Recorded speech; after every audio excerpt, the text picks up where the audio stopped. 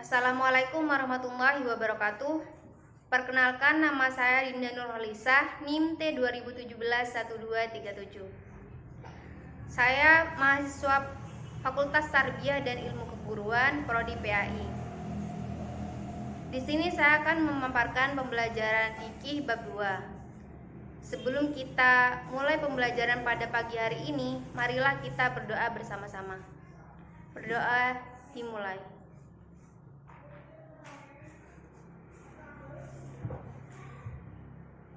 Selesai. Langsung saja kepada materi pembelajaran kita hari ini, yaitu tentang bab 2. Temanya yaitu pemulasan jenazah.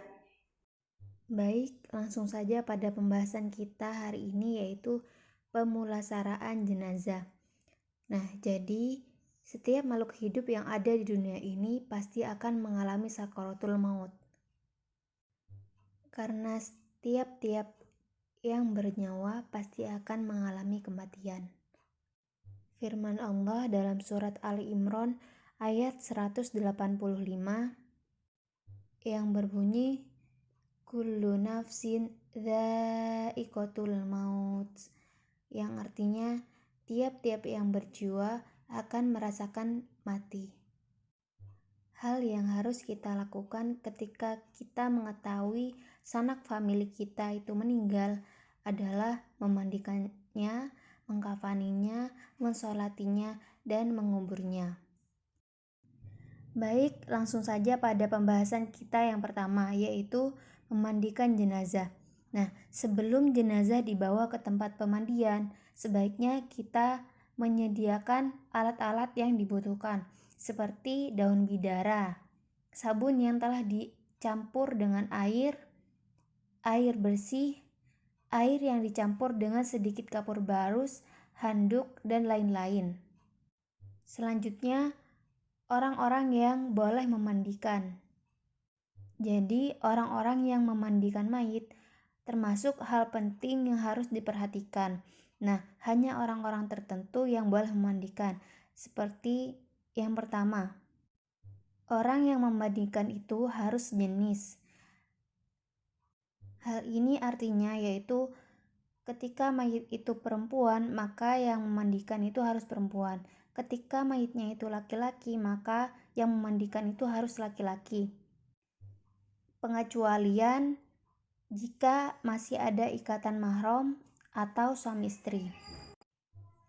Kedua, orang yang lebih utama memandikan mayit laki-laki adalah ahli waris, seperti kakek, ayah, atau anak laki-laki. Dan bila mayitnya itu perempuan, maka lebih utamanya adalah yang memandikan itu perempuan atau masih memiliki hubungan kerabat. Yang ketiga, orang yang memandikan itu harus mempunyai sifat amanah. Kenapa seperti itu? Supaya tidak terjadi kabar-kabar buruk atau cerita-cerita buruk di luar sana tentang si mayit. Maka dari itu, orang yang memandikan itu harus memiliki sifat amanah. Jadi ketika dia mengetahui aib si mayit, dia akan menyimpan rahasia itu sendiri dan tidak membocorkan kepada orang lain. Kedua, tempat memandikan mayit. Nah, hal ini termasuk hal penting yang perlu diperhatikan. Yang pertama, tempat memandikannya itu harus sepi, tidak boleh ramai, harus tertutup, tidak boleh terbuka, apalagi sampai melihatkan aurat si mayit. Nah, tempat itu juga tidak boleh dimasuki selain orang yang bertugas. Selanjutnya yang kedua yaitu tempat untuk memandikan si mayit itu sebaiknya ditaburi pewangian, semisal membakar dupa atau lain-lain. Yang ketiga, etika memandikan mayit. Dalam Islam, semua hal itu sudah diatur sedemikian rupa, termasuk etika memandikan mayit. Nah, etika memandikan mayit ini yang pertama, haram melihat aurat si mayit, kecuali untuk kesempurnaan memandikan. Kedua, wajib memakai alas tangan ketika menyentuh auratnya. Kenapa begitu? Ditakutkan si mayit ini mempunyai penyakit yang bisa menular. Maka dari itu, orang yang memandikan mayit itu harus memakai alas tangan. Ketiga itu, mayit dibaringkan di tempat yang agak tinggi atau bisa dipangku oleh 3 atau 4 orang. Yang keempat, mayit itu dimandikan dalam keadaan tertutup semua anggota tubuhnya. Tetapi jika tidak memungkinkan, maka auratnya aja yang ditutup. Yang ketiga itu, sunnah menutup wajah mayit dari awal sampai selesai. Yang terakhir, disunahkan juga memakai air dingin kecuali di saat cuaca dingin. Pembahasan kita selanjutnya yaitu cara memandikan mayat. Nah, dalam proses memandikan mayat ini ada beberapa opsi. Kenapa harus ada beberapa opsi? Opsi-opsi di sini itu diperuntukkan untuk menyesuaikan dengan keadaan si mayat. Jadi di sini itu ada 4 opsi. Opsi yang pertama, batas mencukupi atau minimal. Yang kedua, batas minimal kesempurnaan. Yang ketiga, kesempurnaan sedang.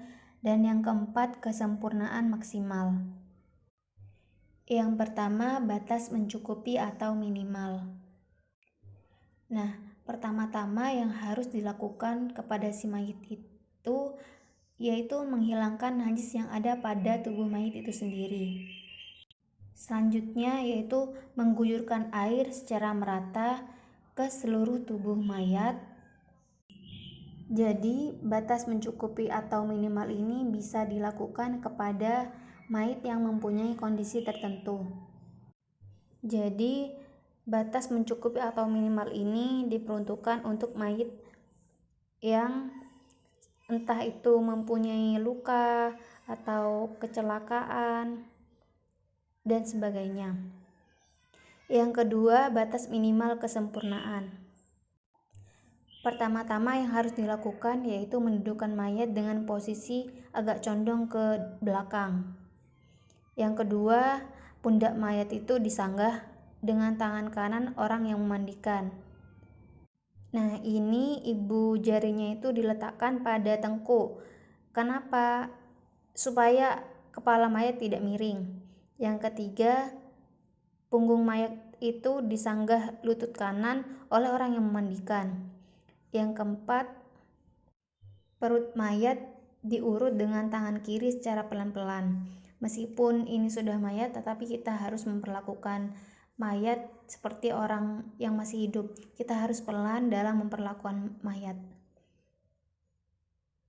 Nah, hal ini tuh dilakukan secara berulang-ulang supaya kotoran yang ada di perut mayat itu bisa keluar. Lalu mayat ditidurkan dengan posisi terlentang.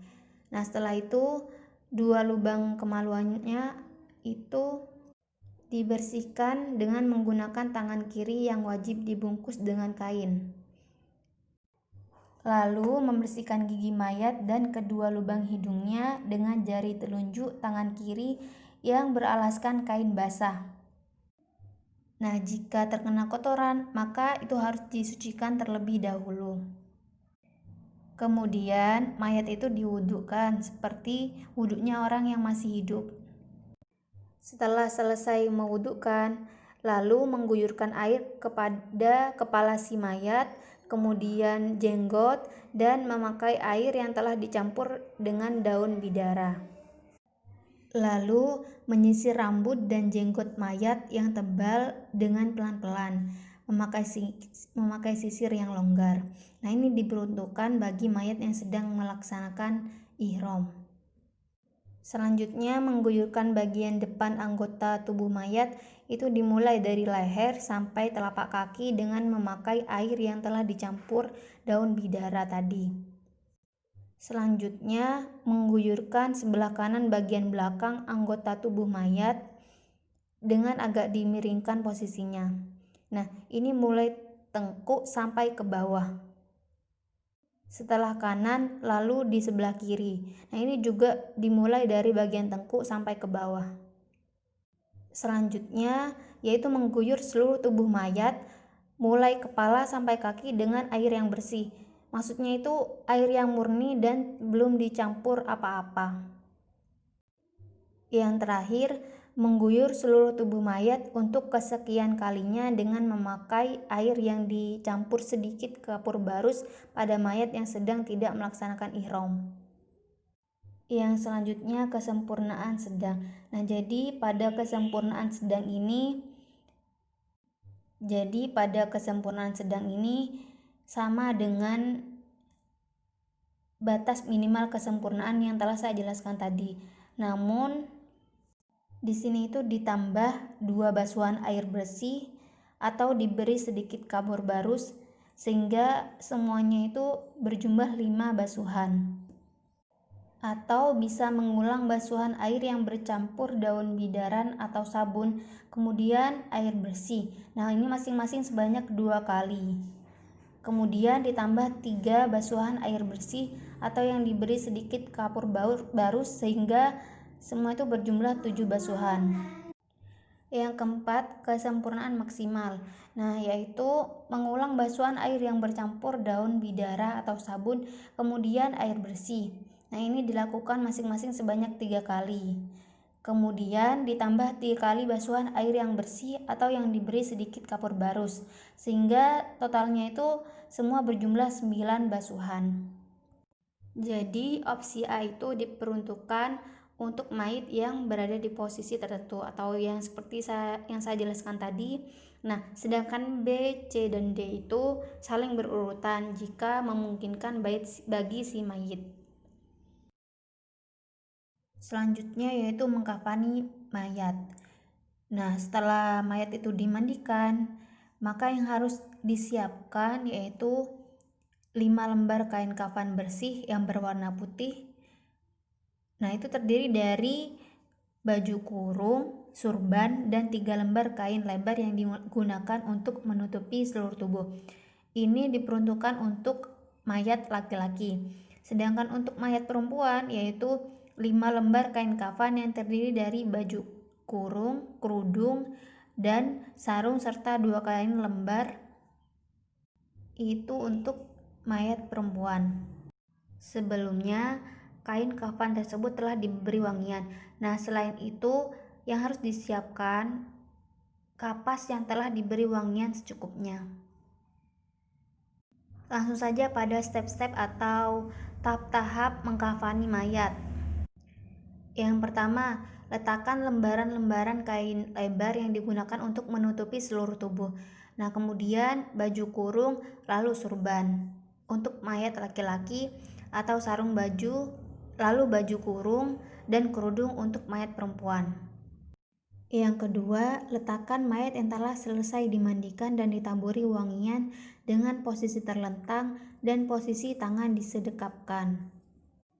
Yang ketiga, letakkan kapas yang telah diberi wangian pada anggota tubuh yang berlubang, seperti kedua mata, kedua lubang hidung, kedua telinga, mulut, dan 2 lubang kemaluan. Serta tambahkan pula pada anggota-anggota sujud, yaitu kening, kedua telapak tangan, kedua lutut, kedua telapak kaki, serta anggota tubuh yang terluka. Selanjutnya, mengikat pantat dengan selai kain yang kedua ujungnya telah dibelah 2. Caranya yaitu dengan meletakkan ujung yang telah dibagi 2 tersebut. Nah, dimulai dari arah depan kelamin, lalu masukkan ke daerah di antara kedua paha sampai menutupi bawah pantat. Selanjutnya, kedua ujung bagian belakang diikatkan di atas pusar dan 2 ujung bagian depan diikatkan pada ikatan tersebut. Lalu, mayat dibungkus dengan lapisan pertama dimulai dari sisi kiri dilipat ke kanan, kemudian sisi kanan dilipat ke kiri. Sedangkan untuk lapisan kedua dan ketiga sebagaimana lapisan pertama. Bisa pula lipatan pertama, kedua, dan ketiga diselang-seling. Nah, hal ini dilakukan setelah pemakaian baju kurung dan surban bagi laki-laki, sedangkan bagi perempuan setelah sarung, kerudung, dan baju kerudung. Setelah mayat dibungkus, sebaiknya diikat dengan beberapa ikatan supaya kain kafannya itu tidak mudah terbuka saat dibawa ke pemakaman. Yang selanjutnya, mensolati mayit. Nah, dalam mensolati mayit ini ada 3 poin yang akan saya bahas. Yang pertama, syarat-syarat sholat jenazah. Syarat-syarat sholat jenazah ini ada 6. Yang pertama, jenazah telah selesai dimandikan dan suci dari najis, baik itu tubuh, kafan, ataupun tempatnya. Yang kedua, orang yang mensolati telah memenuhi syarat-syarat sah melakukan sholat. Yang ketiga, posisi musolli berada di belakang jenazah jika jenazahnya itu laki-laki. Dan bagi imam atau munfarid sebaiknya berdiri tepat pada kepala. Sedangkan jika jenazahnya itu perempuan, maka posisinya itu tepat pada pantat. Yang keempat, jarak antar mayat dan musolli tidak melebihi 300 dhiro. Nah, ini berlaku jika sholat dilaksanakan di luar masjid. Yang kelima, tidak ada penghalang di antara keduanya. Yang terakhir, musolli hadir berada di dekat jenazah jika yang disolati tidak waib. Ketiga, teknis pelaksanaan. Nah, yang pertama yang harus dilakukan yaitu melakukan takbiratul ihram beserta niatnya. Niatnya itu seperti yang sudah saya jelaskan tadi. Nah, setelah takbiratul ihram, lalu membaca surat Al-Fatihah. Setelah membaca surat Al-Fatihah, dilanjutkan melakukan takbir kedua. Pada takbir kedua ini membaca sholawat kepada Nabi Muhammad SAW. Nah, selanjutnya melakukan takbir ketiga, kemudian membaca doa. Selanjutnya melakukan takbir keempat dan disunnahkan membaca doa. Setelah itu membaca salam. Nah, semua itu dilakukan secara tertib atau berurutan. Yang keempat atau yang terakhir yaitu pemakaman jenazah. Yang harus dilakukan pertama kali yaitu persiapan. Jadi sebelum jenazah itu diberangkatkan ke tempat pemakaman, liang kubur itu harus sudah siap. Begitu pula semua peralatan seperti papan, batu nisan, dan lain-lain. Yang kedua, proses pemberangkatan. Setelah selesai disolati, kemudian keranda jenazah itu diangkat. Nah, lalu wakil keluarga itu memberi kata sambutan. Nah, itu isinya perminta maafan, pengalihan urusan hutang piutang kepada ahli waris. Nah, di sini maksudnya ketika si mayat itu mempunyai hutang, maka hutangnya tersebut dialihkan kepada ahli waris. Jadi, orang yang dihutangi itu nanti meminta hutang si mayat kepada ahli waris. Selain itu, kata sambutan itu juga berisi persaksian atas baik dan buruknya amal perbuatan si mayat. Yang keempat, proses pemakaman jenazah. Setelah jenazah sampai di tempat pemakaman, keranda diletakkan di arah posisi kaki mayat. Selanjutnya, jenazah dikeluarkan secara perlahan, dimulai dari kepalanya, lalu diangkat dalam posisi agak miring dan kepala menghadap kiblat. Kemudian diserahkan pada orang yang ada di dalam kubur yang sudah siap untuk menguburkan. Bagi orang yang menyerahkan jenazah itu disunatkan membaca doa. Dan bagi yang meletakkan juga disunatkan membaca doa. Kemudian jenazah diletakkan dengan posisi menghadap ke arah kiblat serta kepala di arah utara. Tali-tali yang ada pada jenazah itu terutama yang ada pada bagian atas itu supaya dilepas, supaya wajah jenazah itu terbuka. Kemudian pipi jenazah itu ditempelkan pada tanah. Nah, pada saat proses pemakaman, Setelah liang kubur ditutup dan sebelum ditimbun tanah, disunahkan bagi penziarah itu mengambil 3 genggam tanah bekas penggalian kubur, kemudian menaburkannya ke dalam kubur melalui arah kepala mayat. Setelah itu, salah satu di antara pengiring membaca azan dan iqomah di dalam kubur. Kemudian di atas mayat ditutupi dengan papan dan lubang-lubangnya ditutupi dengan bata atau tanah. Setelah itu disunahkan memasang 2 nisan. Juga disunahkan menabur bunga, memberi minyak wangi, meletakkan kerikil, serta memercikan air di atas makam. Selanjutnya, salah satu wakil keluarga atau orang yang ahli ibadah mentalkin mayat. Setelah pentalkinan, pihak keluarga dan pentakziah sebaiknya tidak bergegas untuk pulang, akan tetapi mendoakan mayat agar dipermudah oleh Allah Subhanahu wa Ta'ala. Demikian materi yang dapat saya sampaikan pada pagi hari ini tentang pemulasan jenazah. Semoga apa yang saya sampaikan dapat bermanfaat. Kurang lebihnya mohon maaf. Wassalamualaikum warahmatullahi wabarakatuh.